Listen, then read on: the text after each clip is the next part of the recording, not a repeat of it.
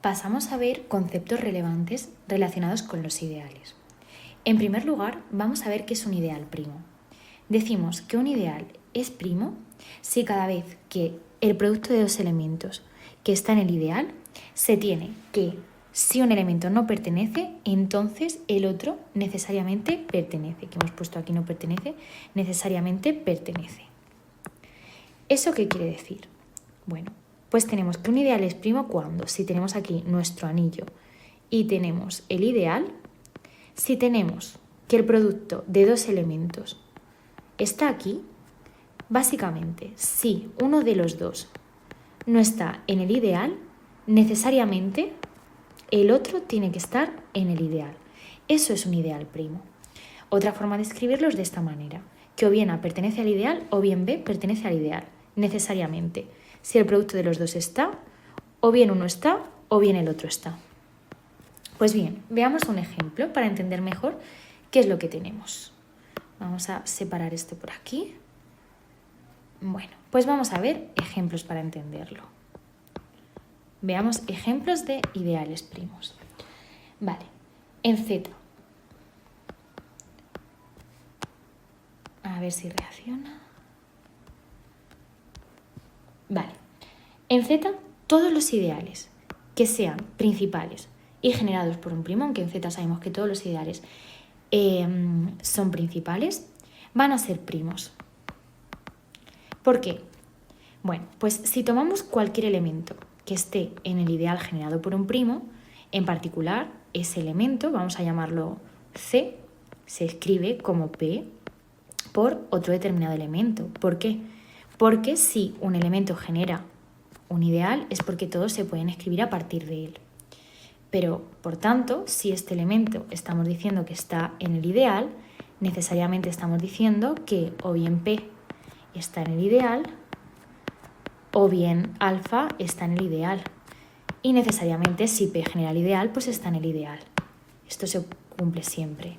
Por tanto, este ideal será primo.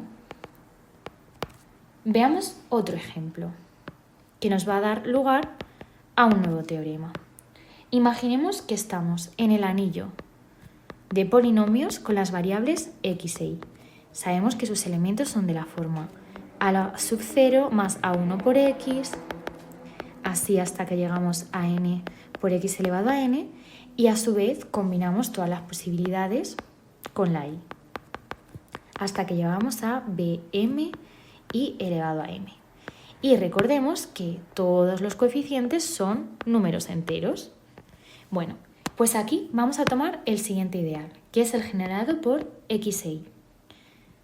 No olvidemos que este ideal no es principal. Bueno, en este caso tenemos este ideal y podemos asegurar que, además, es primo. Vamos a ver un resultado que nos permite demostrarlo. Veamos el siguiente teorema, que veremos que con ello lo vamos a trabajar y lo vamos a demostrar rápidamente. Este teorema nos dice que un ideal, vamos a llamarlo I, contenido y distinto al total, es primo si y solo si, cuando trabajamos en el espacio cociente, obtenemos un dominio de integridad. Vamos a demostrarlo. Veamos la demostración.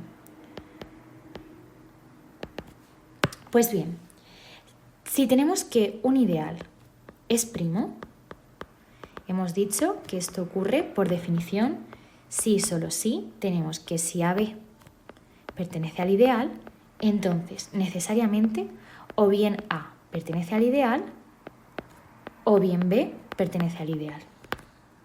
Pues bien, vamos a ver qué significa que este espacio sea un dominio de integridad. Si algo es un dominio de integridad, ¿qué sabemos que ocurre? Que si el producto de dos clases, digamos la clase de A por la clase de B, es la clase del 0 y ambas son distintas de 0, a ver, ahí, es un dominio de integridad. Entonces, ¿qué es lo que sabemos? Si el producto de dos elementos es 0, es porque necesariamente o bien la clase de A es igual a 0 o bien la clase de B es igual a 0, ¿no? Vamos a borrar esto, que esto no sería así. En un dominio de integridad sabemos que no hay divisores de 0. Por tanto, si el producto de dos clases nos da la clase del 0, es porque necesariamente una de las dos es 0. ¿Pero qué sabemos en el espacio cociente? ¿Quién es la clase del 0? Bueno, pues sabemos que en el espacio cociente la clase del 0 está formada por los elementos del ideal, ¿no? Bueno, pues si la clase del 0 son los elementos que están en el ideal, precisamente sabemos que o bien A o bien B están en el ideal. Por tanto, en el espacio cociente, su clase va a ser la del 0. Y con esto vemos que directamente en ambos lados estamos diciendo lo mismo, solo que en uno desde el espacio cociente y en otro desde el anillo total. Viendo esto, ¿qué es lo que podemos ver? Para ver el ejemplo 2 anterior que habíamos puesto por aquí arriba. Bueno, ¿por qué es primo? Porque cuando trabajamos en el anillo cociente ZXY y cocientamos por el ideal generado por XY, esto, y ahora mismo vemos por qué, es isomorfo a Z. Y si es isomorfo a Z, que es un dominio de integridad, ya sabemos que no tiene divisores de 0, por el teorema anterior tenemos que directamente nuestro ideal es primo. Y este resultado se utiliza para muchos ejercicios. Veamos el punto de que esto es isomorfo a Z. ¿Por qué es isomorfo a Z? Bueno, pues porque en el cociente estamos diciendo que el ideal en el que trabajamos, en este caso, vamos a ponerlo por aquí, el ideal generado por XY, cualquier elemento que esté aquí puede escribirse como X por un elemento de 0 más Y por, bueno, esto es un elemento de Z, perdón, un elemento de Z. Y posibles combinaciones con potencias de X, ¿no? Vale, de hecho sería, cualquier elemento de ahí se podría escribir de esta manera, quitando tan solo el A sub 0, ¿no? Porque no está ni multiplicado por X ni por Y.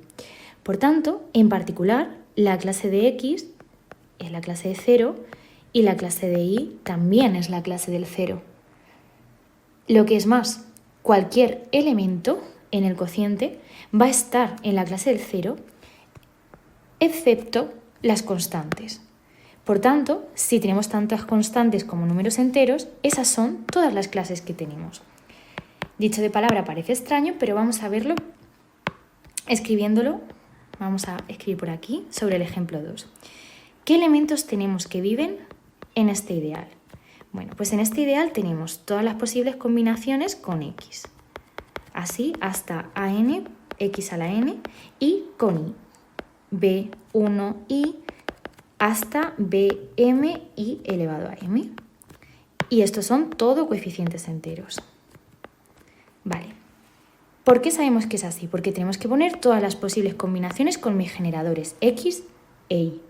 Pues bien, una vez que tenemos esto, sabemos que cuando trabajamos en el espacio cociente de los anillos de polinomios cocientado por esto, ¿quién es la clase del 0? Pues la clase del 0 está formado por todos los elementos que tenemos aquí. Esto es lo mismo que la clase del 0. Por tanto, cualquier polinomio que no tenga un término independiente, es decir, que no tenga aquí un número, va a estar en la clase del 0. Es decir, el polinomio 2x más 9y, su clase en este cociente es la clase del 0.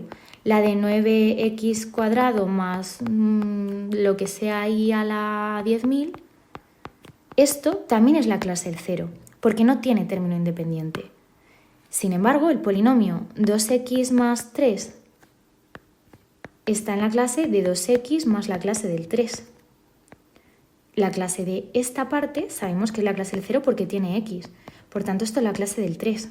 Si tenemos 2x elevado a 100 más 9, tomamos clases. Esto es la clase de 2x 100 más la clase del 9. Cualquier potencia de x es la clase del 0. Pues tenemos la clase del 9. ¿Qué es lo que va a pasar? Que en el espacio cociente vamos a tener tantas clases como posibles términos independientes tengamos. El término independiente es aquel que no va multiplicado por x ni por y. Bueno, pues ¿cuántas posibilidades tenemos? Tantos como posibles a sub 0 tengamos. A sub 0 pertenece a z. Por tanto, hay tantas distintas clases como números enteros tengamos. Recordemos que las clases son los elementos del espacio cociente. Por tanto, en este espacio cociente, pues ¿qué elementos tenemos? Todos los números enteros. Cada clase, la clase del número entero 1, la clase del número entero 2, la clase del número entero 3, todo esto son distintos elementos. La clase del 0. ¿Quién va a estar en la clase de 1? Pues todos los polinomios que tengan un 1 como término independiente. X al cubo más 1, x, digamos, no sé, x más y al cubo más 1. Todo esto, todos estos elementos van a estar en la clase del 1. Y ahí es donde se ve que, bueno, si hay tantos elementos, tantas clases como números enteros, pues esto es isomorfo a los números enteros. Esa es la demostración de por qué. Bueno, pues esto es lo que es un ideal primo. Veamos ahora qué es un ideal maximal. Diremos que un ideal es maximal si cada vez que otro ideal lo contiene, necesariamente o y es ese ideal o bien es que ese ideal era el total. Vamos a entenderlo por partes. Vamos a tener aquí R. E imaginemos que tenemos por aquí nuestro ideal que queremos ver si es maximal. Si encontramos otro ideal que lo contiene, vamos a llamar a ese otro ideal J, como lo tenemos aquí. Necesariamente, o es que I es J, es decir, son lo mismo, o necesariamente es que J era el total. Es decir, no hay ideales más grandes que él,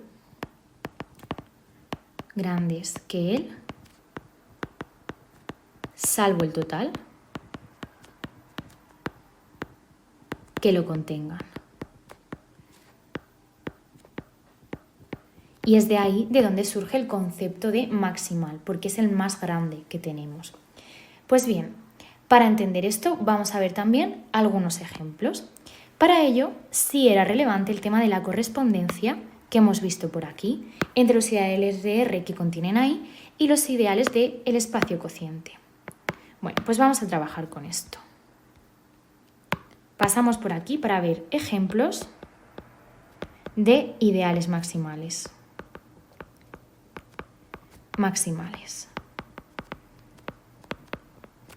De nuevo, para empezar, vamos a ir siempre a nuestro anillo favorito, que es Z.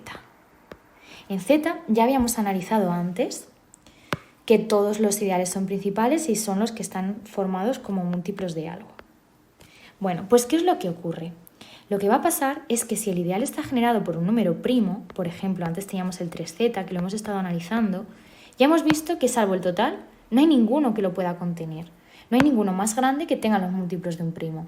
Por tanto, todos los ideales de Z que sean de la forma PZ son maximales. Esto es muy relevante. Por ejemplo, en Z, el ideal generado por 0 no es maximal, pues está contenido en cualquier otro, ¿no? El 0 está contenido en 3Z, en 8Z, en 9Z, este nunca va a ser maximal. Bueno, pues si volvemos a los ejemplos que estábamos viendo antes, ejemplos en el cual, por ejemplo, nos preguntaban cuántos ideales, número de ideales, en el espacio cociente Z3Z, nos pueden preguntar también cuántos de ellos son maximales. Vamos a reflexionarlo. Si estamos trabajando en el anillo cociente Z3Z, ya habíamos visto que solo tenemos dos ideales,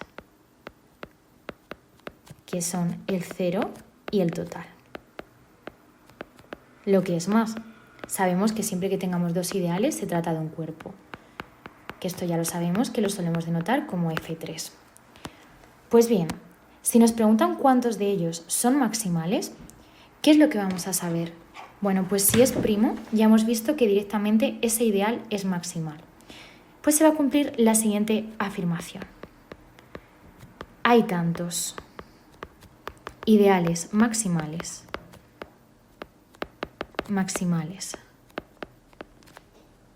en Z, MZ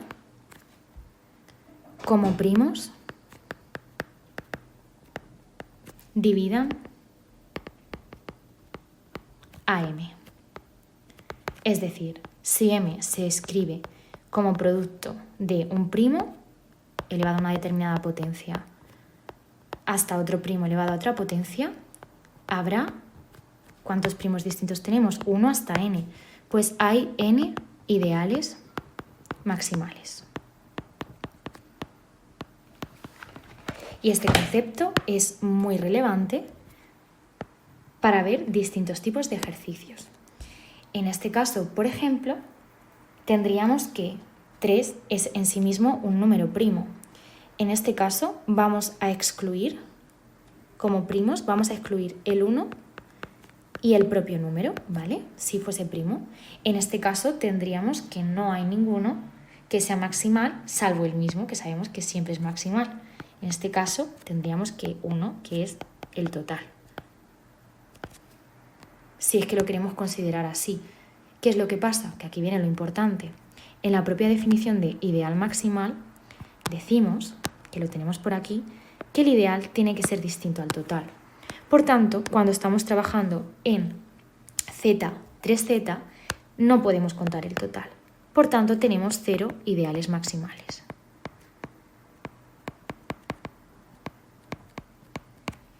Si, por ejemplo, trabajásemos en z, 6z, como estábamos antes, donde habíamos visto que tenemos 4 ideales, pues hay 4 divisores de 6. ¿Cuántos de ellos son maximales? Pues bien, sabemos que 6 se puede escribir como producto de 2 primos. Bueno, pues tendremos 2 ideales maximales en el espacio cociente, en z6z, bueno, que ya lo hemos puesto. Imaginemos ahora que estamos en z, 8z.